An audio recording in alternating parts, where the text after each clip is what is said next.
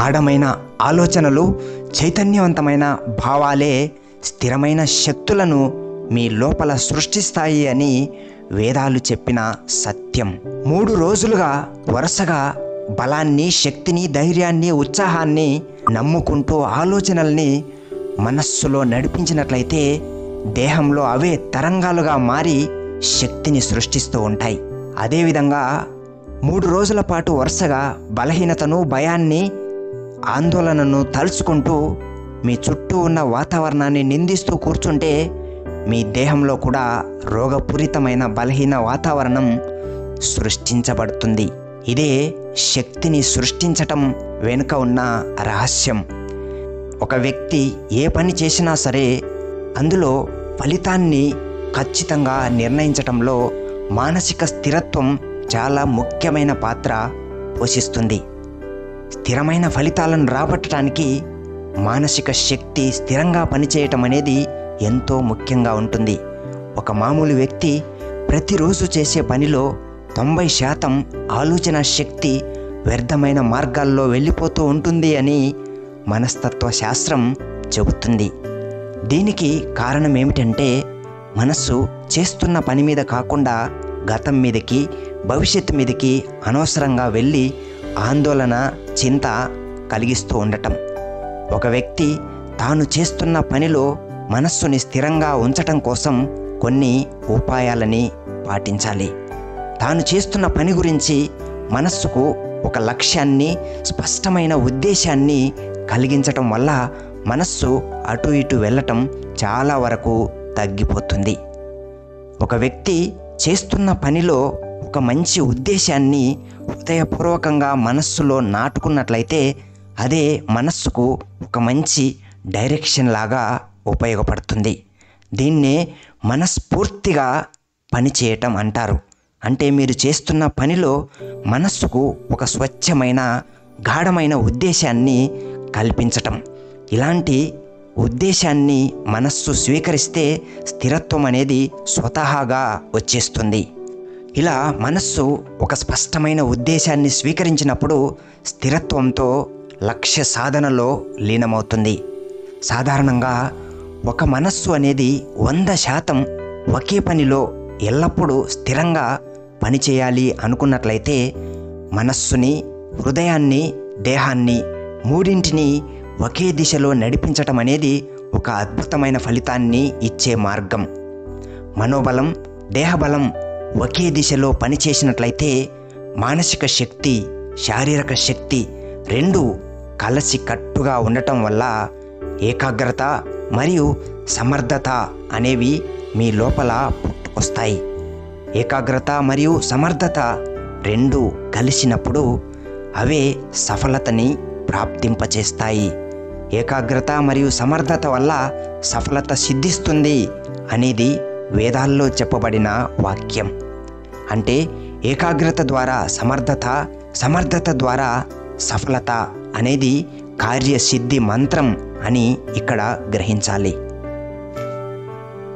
స్థిరంగా ఉండే మనస్సు ఆలోచన శక్తిని, శారీరక శక్తిని నియంత్రించి వ్యర్థం కాకుండా కాపాడుతుంది అని కూడా వేదాల్లో చెప్పబడింది. స్థిరంగా ఉండే మనస్సు ఆలోచన శక్తిని, శారీరక శక్తిని ఒకే దిశలో ప్రయోగించి ఏకాగ్రతను, సమర్థతను సృష్టిస్తుంది అని భగవద్గీతలో కూడా స్పష్టంగా వివరించారు. మీరు చేస్తున్న పని గురించి మీ లోపల మీరే ఒక గాఢమైన మంచి ఉద్దేశాన్ని మనస్సులో, హృదయంలో నాటుకున్నప్పుడు మనస్సు చాలా వరకు స్థిరంగా ఉండిపోతుంది. ఎందుకంటే హృదయంలో ఒక ఉద్దేశం అనేది స్పష్టంగా ఉన్నప్పుడు మనస్సు హృదయంలోని భావాల ఆధారంగానే ప్రేరణని కలిగించుకుంటూ ఉంటుంది. హృదయంలోని భావాలు ఎటు ప్రేరేపిస్తే అటువైపు మనస్సు ఆలోచనల్ని ప్రయోగిస్తూ ఉంటుంది. ఈ ఒక్క సూత్రాన్ని, రహస్యాన్ని మీరు గ్రహించినట్లయితే హృదయంలో స్వచ్ఛమైన భావాలను కలిగించుకొని మానసిక శక్తిని స్థిరంగా ప్రయోగించటం అలవాటు చేసుకోగలుగుతారు. ఒక వ్యక్తికి జీవితకాలంలో చదువు, ఉద్యోగం, వ్యాపారం అనేక రంగాల్లో ప్రతి వయస్సులో రకరకాల లక్ష్యాలు ఉంటాయి. అయితే మీ లక్ష్యాన్ని అనేక చిన్న చిన్న పనుల రూపంలో విభజించుకొని ప్రతి చిన్న పనిలో లక్ష్యానికి అనుకూలంగా మానసిక శారీరక శక్తులను ప్రయోగించటం ఒక అద్భుతమైన లక్ష్య సాధన మార్గంలాగా చెప్పుకోవచ్చు. ప్రతి చిన్న పనికి సంబంధించిన ఒక మంచి ఉద్దేశాన్ని మనస్సులో హృదయంలో కల్పించుకుంటూ ఉండటం వల్ల ఆలోచన శక్తి పూర్తిగా మీరు చేసే పనిలో నిమగ్నమైపోతుంది. మనస్సులో ఉన్న శక్తి పూర్తిగా చేస్తున్న పనిలో స్థిరంగా పనిచేయలేకపోవటానికి 2 రకాల కారణాలు ఉంటాయి. సాధారణంగా మనస్సు గతంలోకి లేదంటే భవిష్యత్తులోకి వెళ్ళి అనేక అలజడులను సృష్టించుకుంటూ శక్తిని వ్యర్థంగా పోగొట్టుకుంటూ ఉంటుంది. కాబట్టి మనస్సు గతం లేదా భవిష్యత్తు ఈ రెండిటిలోకి వెళ్ళి అనవసరంగా శక్తిని పోగొట్టుకుంటూ ఉండే సమయాల్లో భగవద్గీతలోని ఉపాయాలను ప్రయోగించాలి. అవేమిటంటే 6వ అధ్యాయం 2వ శ్లోకంలో అద్భుతంగా ఈ వాక్యాలని సూత్రాలని ఉపదేశించారు.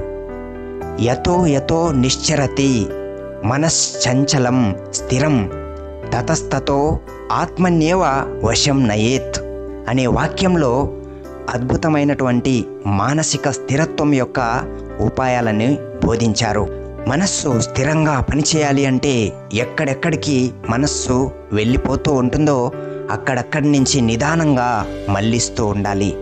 ఎక్కడ మనస్సు తిరుగుతూ ఉందో అక్కడ ఎలాంటి వాస్తవాలు లేవు అని, అక్కడ ఎలాంటి బాధ్యత లేదు అని అర్థం చేయించాలి. మీకు అక్కడి విషయాలు అవసరం లేదు అని, అక్కడి విషయాల్లో వాస్తవాలు కావు అని గమనించగలగాలి. గతంలోకి కానీ భవిష్యత్తులోకి కానీ మనస్సు వెళ్ళినట్లయితే గతం మరియు భవిష్యత్తు ఆ రెండూ కూడా ఇప్పుడు వాస్తవంలో లేవు. కాబట్టి ప్రస్తుతం చేస్తున్న పని ద్వారా మనస్సుని ప్రాప్తి వైపు మళ్లించగలగాలి. మనస్సుని ప్రస్తుతం చేస్తున్న ఉద్దేశం మీద మరింత ఆసక్తిగా నడిపించటం నేర్చుకోవాలి. ఈ రకంగా గతాన్ని మరియు భవిష్యత్తుని ఈ రెండిటిని అనవసరమైన ఊహలుగా, అనవసరమైన భ్రమలుగా మనస్సుకు అర్థం చేయించినట్లయితే నిదానంగా గతానికి మరియు భవిష్యత్తుకి సంబంధించిన ఊహలని మనస్సు వదిలిపెట్టడం మొదలుపెడుతుంది. గతం గురించి మనస్సు చింతిస్తూ ఉన్నట్లయితే ప్రస్తుతం మీరు ఆత్మబలంతో మానసిక శక్తితో గతాన్ని సరిచేసుకుంటున్నారు అని, భవిష్యత్తు గురించి ఆందోళన పడితే ప్రస్తుతం భవిష్యత్తుకు సంబంధించిన చక్కని పునాదిని వేసుకుంటున్నారు అని మనస్సులో గాఢంగా మీరు అనుభవం చేసుకోగలిగినట్లయితే ఇక మానసిక శక్తి అనేది గతం వైపు భవిష్యత్తు వైపు అనవసరంగా వెళ్ళి ఆందోళన చెందటం ఆగిపోతుంది. ఈ విధంగా మనస్సు అనవసరంగా శక్తిని రకరకాలుగా వెదజల్లటాన్ని నియంత్రించినట్లయితే, అంటే పక్కకు వెళ్ళినప్పుడు మళ్ళీ దారిలోకి నిదానంగా తీసుకురావటం మరియు లక్ష్యం వైపు మరియు లక్ష్య సిద్ధిలోని ప్రాప్తి వైపు గాఢంగా నిమగ్నం చేయించటం, ఇవి రెండూ కూడా మనస్సులో స్థిరత్వాన్ని 100% పెంచటానికి సహాయపడతాయి. ఈ రకంగా మనస్సు, హృదయం, దేహం ఒకే దిశలో ఒకే లక్ష్యం వైపు స్థిరంగా ఏకాగ్రంగా పనిచేయటం వల్ల మీ శక్తి 100% లక్ష్య సాధనకు ఉపయోగించబడుతుంది. గతం మరియు భవిష్యత్తు ఒక వృక్షం ఎదగటానికి ముందు తన కింద వేళ్లను గట్టిగా భూమిలోకి స్థిరంగా నాటుకున్నట్లే మీరు ఒక లక్ష్య సాధన కోసం ప్రయత్నం చేసే ముందు లక్ష్యానికి కావలసినటువంటి శక్తులను, గుణాలను, లక్షణాలను మీ హృదయంలో, మనస్సులో దృఢంగా నాటుకోవటానికి కొంత సమయం కేటాయిస్తే అది మీ లక్ష్య సాధన కోసం గట్టి పునాదిలాగా మారిపోతుంది. అందుకే ఒక లక్ష్యాన్ని ఎంచుకోవటానికి ముందుగా మీ లోపల బలాన్ని, శక్తిని, సాహసాన్ని సృష్టించుకోవటం నేర్చుకోండి. ఉదాహరణకు రకరకాల లక్ష్యాల కోసం రకరకాల మార్గాలను ఎంచుకోవాల్సి వస్తుంది. తెలివితేటలు మరియు బుద్ధి బలం ద్వారా సాధించాల్సినటువంటి లక్ష్యాల కోసం మనస్సు శాంతంగా, స్థిరంగా, ఏకాగ్రంగా పనిచేయాల్సి వస్తుంది. అలాగే ధైర్యంతో, తెగింపుతో, సాహసంతో సాధించాల్సినటువంటి లక్ష్యాల కోసం దేహబలం, దేహదారుఢ్యం, కండబలం, గుండె బలం అవసరమవుతాయి. కాబట్టి ఈ రకంగా లక్ష్య సాధనకు అవసరమైన లక్షణాల మీద కూడా తప్పకుండా దృష్టి పెట్టాల్సి ఉంటుంది. ఎంతోమంది లక్ష్యాలను ఎంచుకుంటారు, కానీ లక్ష్య సాధనలో ఆశించిన ఫలితాలను కొంతమంది మాత్రమే రాబట్టుకోగలుగుతారు. ఇందుకు ముఖ్యమైన కారణం లక్ష్యాన్ని సాధించే మార్గాలను తెలివిగా ఎంచుకొని ధైర్యంగా ఆ మార్గాల్లో తెగింపును ప్రదర్శించలేకపోవటమే. ఇలాంటప్పుడే మీరు బుద్ధి బలాన్ని, దేహ బలాన్ని రెండిటిని సరైన రీతిలో మీకు మీరుగా పెంపొందించుకునే ప్రయత్నాలను చేస్తూ ఉండాలి. లక్ష్యాన్ని సాధించటంలో మిమ్మల్ని మీరు ఒక స్వతంత్రమైన వ్యక్తిగా, శక్తిగా మార్చుకోవటానికి ఈ విధంగా కండబలం, గుండె బలం, బుద్ధి బలం అవసరమవుతాయి. ఎవరైనా సరే తన ఇష్టంతో లక్ష్యాన్ని ఎంచుకున్నట్లయితే కఠినమైన తెగింపుతో ధైర్యంగా పరిస్థితులను, ఆటంకాలను తిప్పి కొట్టగలుగుతారు. అందుకే జీవితంలోని ప్రతి దశలో మీ స్థితిలో మీరు ఎదగాలి అనుకున్నప్పుడు ఇలాంటి శక్తివంతమైన వ్యక్తిత్వ శిక్షణని సొంతంగా పెంపొందించుకోవాలి. జీవితకాలంలోని ప్రతి దశలో ఏ వృత్తిలోనైనా మీకు అప్పగించబడే బాధ్యతలను, కర్తవ్యాలను తాత్కాలికమైన చిన్న చిన్న లక్ష్యాలుగా విభజించుకొని ప్రతి లక్ష్యాన్ని సొంత శ్రద్ధతో, తెగింపుతో మీకు మీరుగా విజయం వైపు నడిపించుకున్నట్లయితే ఒక సింహం లాంటి సాహసం, సింహం లాంటి మనస్తత్వం మీ లోపల సృష్టించబడుతుంది. సాధారణంగా ఎవరో చెప్పే మాటలు, ఎవరో ఇచ్చే స్ఫూర్తి ద్వారా మీ లోపల కలిగే ఆత్మవిశ్వాసం అనేది చాలా తాత్కాలికమైనది. మీరు బాధ్యతలను చిన్న లక్ష్యాలుగా విడదీసుకొని ప్రతి లక్ష్యాన్ని ఇష్టపూర్వకమైన పనిలాగా మలుచుకున్నట్లయితే అక్కడ ప్రతి పరిస్థితి మీకు స్ఫూర్తిని రగిలించే ఛాలెంజ్ లాగా అంది వస్తుంది. ఈ రకంగా మీ బాధ్యతలను, కర్తవ్యాలను ఇష్టపూర్వకమైన లక్ష్యాలుగా రూపొందించుకున్నప్పుడు ప్రతిరోజు మీ లక్ష్యమే మీకు ఉత్సాహాన్ని, స్ఫూర్తిని, ప్రేరణను రగిలిస్తూ ఉంటుంది. ఇలా మీలో కలిగే ఉత్సాహం, ప్రేరణ మీలోని ఆత్మవిశ్వాసాన్ని రెట్టింపు చేస్తుంది. ఇలా ఆత్మవిశ్వాసం అనేది మిమ్మల్ని సొంతంగా లక్ష్య సాధన వైపు నడిపించే ప్రేరణా శక్తిగా మారుతుంది.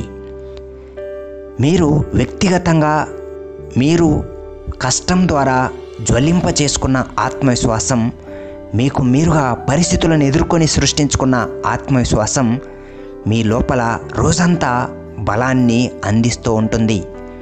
ఒక సింహాన్ని అడవిలో ఒంటరిగా ధైర్యంగా నడిపించేటటువంటి శక్తి ఇలాంటి ఆత్మవిశ్వాసమే.